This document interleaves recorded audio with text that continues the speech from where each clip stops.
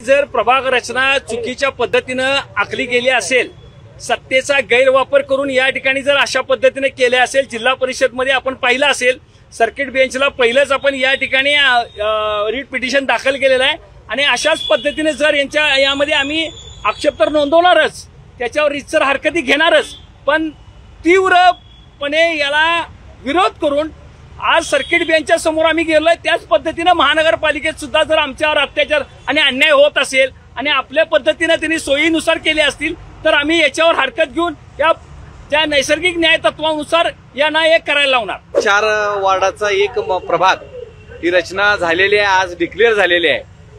ही अतिशय लोकांच्या आणि सगळ्या महानगरपालिकेच्या दृष्टिकोनातून महत्वाची रचना होती, ती आज पूर्ण झाल्या।